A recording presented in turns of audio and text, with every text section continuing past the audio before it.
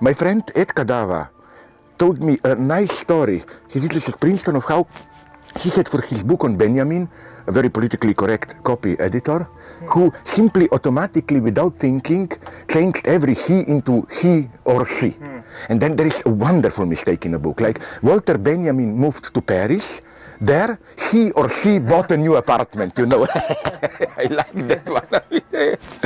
Yeah, in Empire, they write a lot about the multiculturalism and how it becomes a part of, the industry of capitalism. That's good, but I think we should move a step further. I mean, they are not hard enough for me. The two guys hard, and I mean, it's a little bit too poetic at the end. This kind of a. Well, I saw your critique of it. I don't know, but now I'm again doing much. Declaration of Human Rights. Yeah, all that kind of stuff. No, but now I'm more.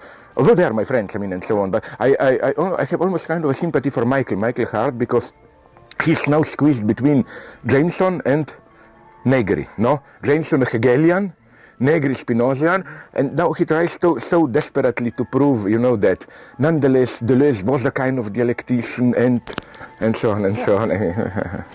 Should we tell you a little bit about the project, and maybe you could provide some kind of original framework for it? Oh, I don't think you will. Or should we just begin with the question? No, just begin. But I warn you, I'm not good in these spontaneous reactions. You will get just so. But you have all the freedom then to cut it short, to be my Orwell. You know this, or you make me say the opposite or whatever. Whatever. I don't care. Okay. I don't care. It does have to do with the Mardi Gras festival, the Carnival. Yeah, you told me that. Yeah. The exhibitionism. Yeah. And then they exchange these Mardi Gras beads to take their clothes off. And so what we did... Sorry, I don't get it. What small plastic beads, they exchange beads. Yeah. They say, hey, Jai, hey, show me your penis, and I'll give you these beads. And you say, okay, and you pull them down. Yeah, but what is this? What is the bead? Plastic beads. Is it just a symbolic token, or does it have a value? I know it's just, just symbolic value. And then so we went to China, to the young women and girls who make these. So that's the that's a good idea. Yeah. And then the third part is the Carnival against capitalism. Because the one, when I was young, I didn't participate in it. It was fashionable, this kind of stupid games, with friends, boys, girls in the evening, and then you play cards, and if you lose, you have to take one piece of dress down and so on. That was my... but Serbs have here another nice, typically, do you also have it here, this custom? It's a little bit mythical, but it does happen. A very popular sexual game with adolescents, late teens in Serbia, there was a whole myth some 20 years ago that you have a big round table and men naked from down here sit around. There are women below making fellatio on them. Now the whole point, who is the winner? You must talk, smile all the time. You must not show orgasm. You must be totally cool. And if others don't guess, now you have it, you win. We don't have that game. No, you don't have it. American barbarism. That's the big game in there, yeah. But this is typically Serb macho idea, that you must be totally cold even when you have an orgasm, Sad that I cannot talk about things like this. Next year to give we might get to, and some of the questions are asked. Yeah. I'm always for this. So we'll go ahead and begin with Aaron's question. Okay. But again, bear in mind that I get lost, blah, blah, blah, and you have all the freedom of... how much time do we have? 5, 10 minutes, 15? Let me do it in a scientific way. Yeah, we can have 10, 15. Look, yeah. So maybe 2 questions probably. Can you go ahead? Sorry. Well, this is how would you understand what provokes this sort of reaction, even the mere glimpse of a thought about where the beads were produced, or even where their shoes were made or shirts were made. As part of the author series of the Harvard Coop, Slavoj Žižek will discuss my God, this is the answer now. The answer of the real Lacanians would have put it. Okay. Today at 7 p.m. on level 3 of the book building. It's over. Okay. I think there are 2-3 dimensions to it, the way I see it.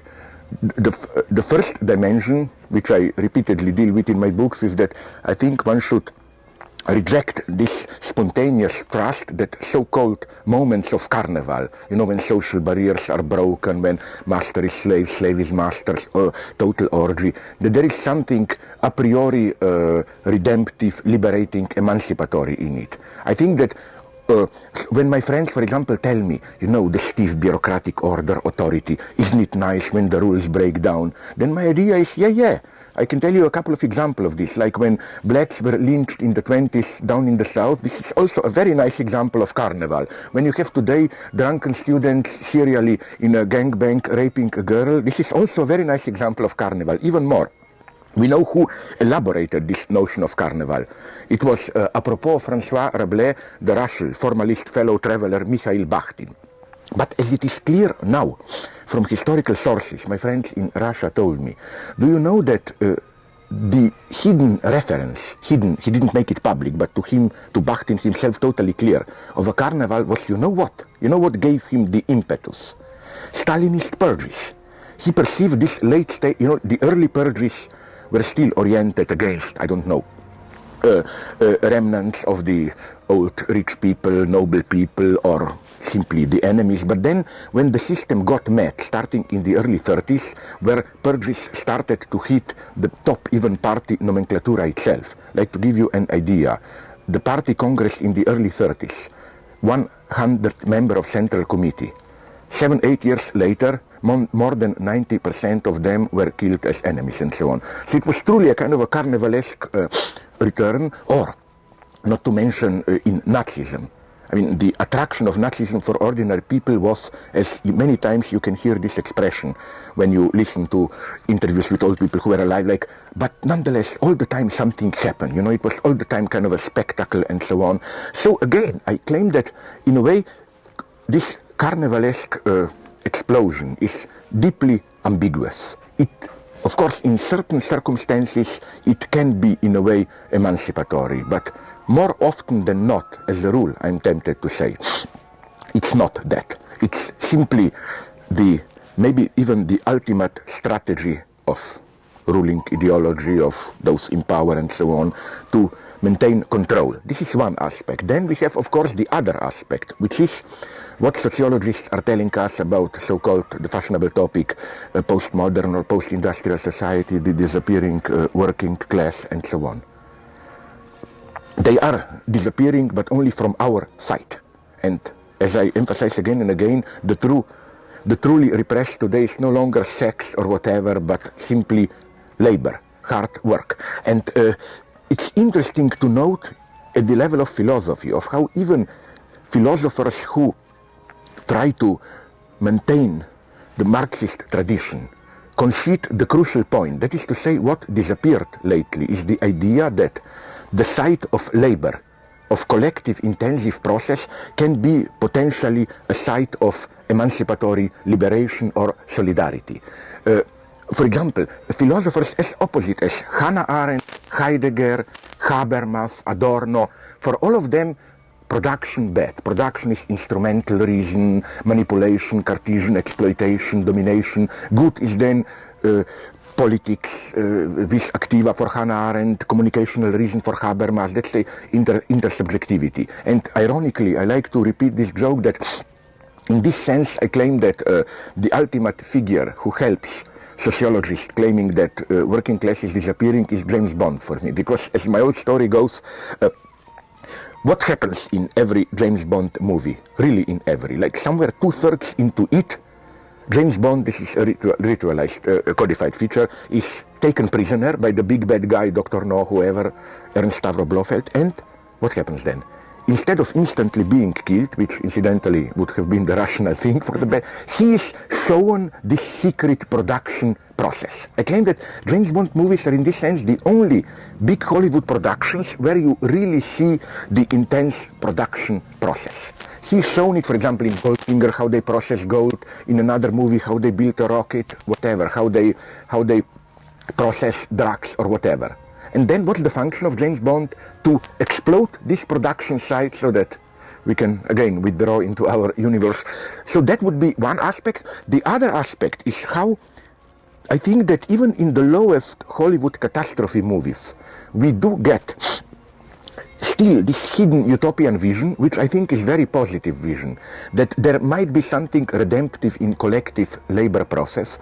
I'm thinking simply about movies like, it's a boring movie, but nonetheless, I like this aspect, a perfect storm.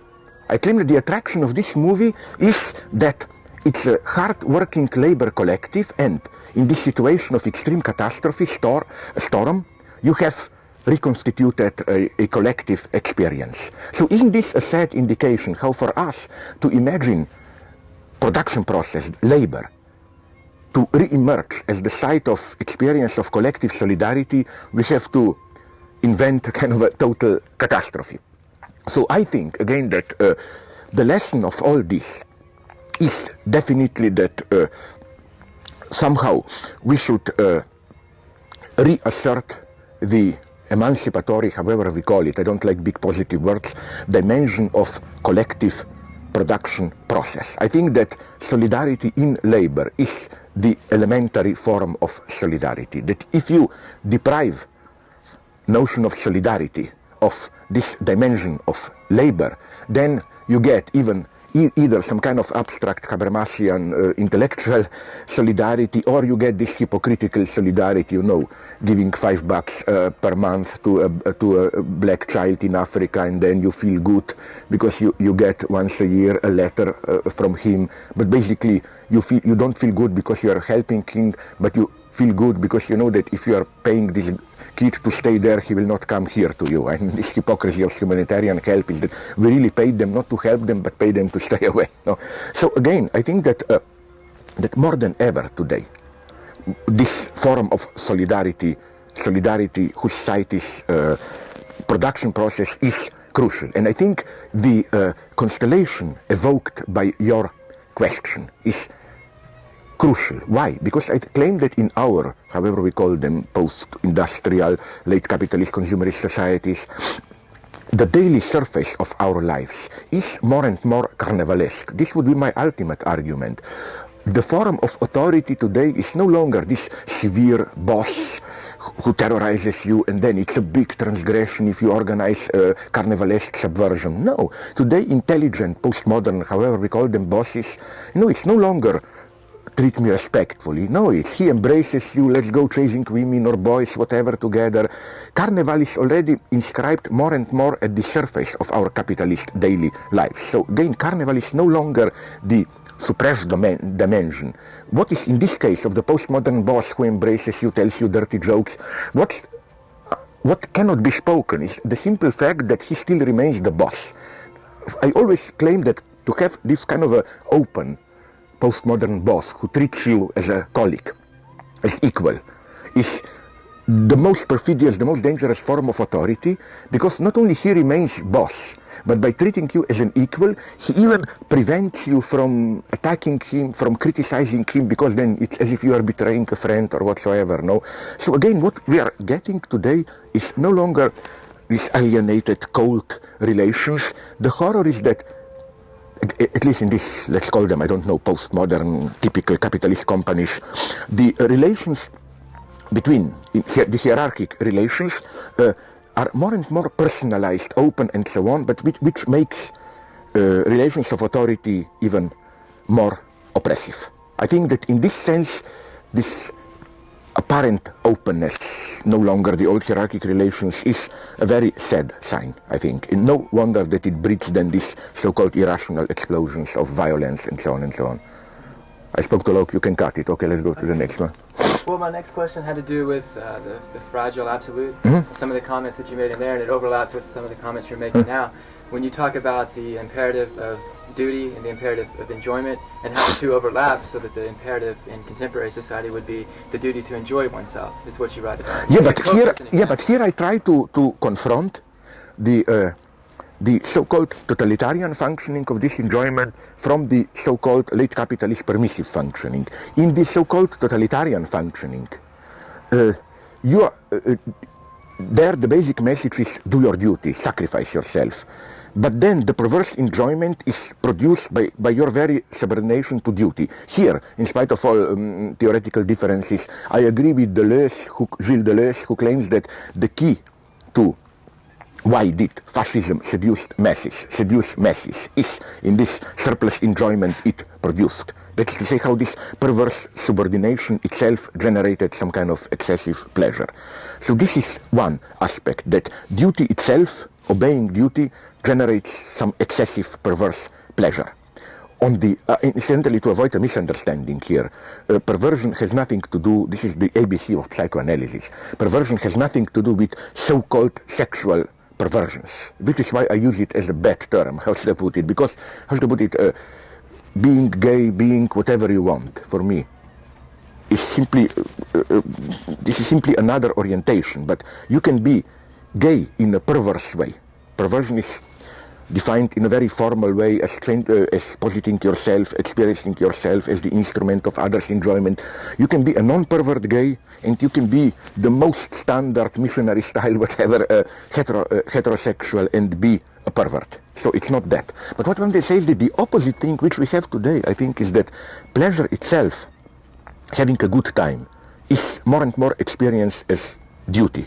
And we have a kind of empirical proof of this, which is that, as psychiatrists repeat again and again, when people do not have fun enough, they feel guilty. This usually the predominant mode of feeling guilty today, it's not you didn't do your duty, whatever. No, it's when you don't enjoy life, which is why I refer to this scene often in my books. For me, the ultimate scene of this desperate call to enjoyment is a little bit old-fashioned example, but this old example of father taking the family out, and then they prepare themselves. They everything goes wrong. The car breaks down. So finally they arrived at the spot where they are supposed to have the picnic, and then father said desperately, "Now you better have fun," and so on. No, that's the situation, I think. No, so often this happens to me.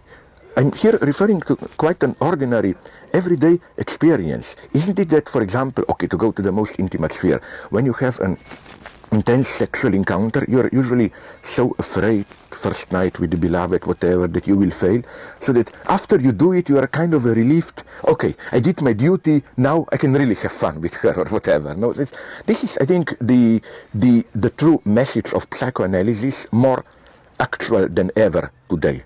That this is what generates all the pathologies, most elementary pathologies. For example, when people claim, you analysts, your message is basically very vulgar. It is that we become impotent, cannot enjoy sex because you internalize the repressive figure of the father. No, the fundamental problem of psychoanalysis is exactly the opposite one. When father tells you, why don't you chase girls, enjoy, and you are impotent. That's the elementary constellation. And because of this, I think, psychoanalysis is far from being outdated and so on. It's only today, in all these libidinal paradoxes of our late consumerist, however we call it, society, that psychoanalysis is arrived at its time, as it were. Did you have another question? Okay. Then the third question I had comes from the same book once again. Oh my God. And it involves when you talk about the television talk shows and the confession. And I think in the book, I don't have it with me right now, but you're talking about the imaginary. I confess everything if you will accuse me of something. No, I'm saying because you said you don't have the book here. I admit, I confess everything, what you will say that I say there. Okay, but so in the book itself you talk about confession. I know, yeah. And then, how might that relate to the spectacle of consumption and exhibitionism and the same type of film that we're producing right now? With when people do, this, and then, we show them where the beads come from. Yeah, but what interests me here? First, what interests me is how, till some 20, 30 years ago, of course, private details were always part of a manipulation when some people has to become a celebrity. But at least this was, as it were, kept behind the scene. No, for example, a great writer, a politician, whatever, always some rumors what he is privately. This was always an object of fascination. But today, these things are becoming directly part of the public image itself. For example, maybe this is my European naivety, but it always fascinates me if you look at the website or if you go Google search, what you get of certain big stars and so on. With quite a few of them, you simply get a choice. You get their official website, you get their tastes, interviews with them, and then you get some hardcore pics where you see them copulating and so on. It's as if public shots of how you may say are somehow part of your image, no? Second thing, and this would be my key message here, is think that what is emerging here is something new. It is no longer the old exhibitionism, simply. For example, it always did strike me how strange this is. You can get, websites where, for example, for free, sometimes you can even order where people put a web camera back below into their toilet so you can see them, or just the back of them defecating and so on and so on. But what is going on here? I think this has nothing to do with the old traditional gesture which we all love, of, this proverbial exhibitionist, you open your coat, nothing beneath it. That's not that. I think that a new space is emerging, which is at the same time no longer private. Of course, if people see you defecating, it's not private, no? But at the same time, it's not simply public, because your image does circulate, but you are nonetheless absolutely solipsistically alone. That's for me the image of subjectivity today. You are totally connected, but alone. It's a kind of a, how should I call it, solipsistic collectivization. And but the lesson of this from me is that if we still claim that subjectivity has some value, it's not the intimacy. I think we no longer can play the game, how to retain some dirty private secret on account of which I can escape the public grasp, so the big other doesn't see me there. No, I think more and more I think that the only way to retain subjectivity, private dignity and so on is through reasserting some kind of public political act. That privacy, intimacy is already a public affair. It's already socialized in a perverse way. So, which is why I sometimes mention them in my books. When people ask me, okay, what about intimacy, the right to happiness and so on today? My ideal are situations which you find in Marguerite Duras novels, where you have a happy couple, but how do they become happy? So that they together are engaged in some task, for example, often even looking for the previous partner of one of them. And they don't look into each other's eyes. They just both look to a third task. And then all of a sudden, while you look out there, you grab the hand and you discover, my God, that's really you. What I'm opposed to is this damn romantic idea, happiness means love happiness. You exclude the world, it's just you and me. No, just you and me, it's nightmare, it's not happiness. That would be my point. No, I still think that we should reassert this old socialist idea that the innermost happiness is something to be shared in a way, which is why, now I will tell you something horrible, but not as a conservative, which is why I in a way find the ceremony of marriage attractive, not because it's marriage, legal, you inscribe into the law, but at its most elementary, it means, here am I dare publicly to proclaim that I love this woman, this man. It's kind of a minimal socialization. That elementary aspect I love. So again, the lesson of all this, of your question, is for me today that the coordinates of private, public are radically changing today. Okay. And we have time maybe for one more question, and I think you have to leave. It would have just a general question about the demonstrations taking place globally, and they also take on Carnivalesque dimensions, and that you have puppets, exaggerated body parts, and drums, and people are dancing as opposed to being disciplined. And I'm just wondering, how effective do you see these demonstrations against IMF, World Bank, WTO? No, they are effective in the sense that, as I always emphasize, IMF and WTO are very paradoxical organizations. Why? Because it's there that the true decisions, which really affect us all, are made. And these are organizations basically without any even minimal formal democratic legitimization, which is, I think, even formally impossible. Like, try to imagine democratic legitimization of World Trade Organization. This would have meant a kind of a mega global elections where, I don't know, 3-4 billion of the people would have to vote. It would have been totally non-transparent. But back to your question, okay, when people demonstrate, at this level, I think that at least as a consciousness raising procedure, a little dose of Carnival is okay. What worries me is only that, when you protest, it's very easy to fall in love with your protest itself. So that what you really want is to protest, not to take over, to change things, no? And my problem is that isn't it nonetheless, this is for me the fundamental problem with anti-globalization movement. I totally agree with negative agenda, but how strong is their positive agenda? What do they really want? Do they have a viable alternative program how to organize things? No, to avoid a misunderstanding, I don't have it. No, I mean, what I'm only saying is that these are still the forms of protest which want to be just that, a corrective protest. And I think that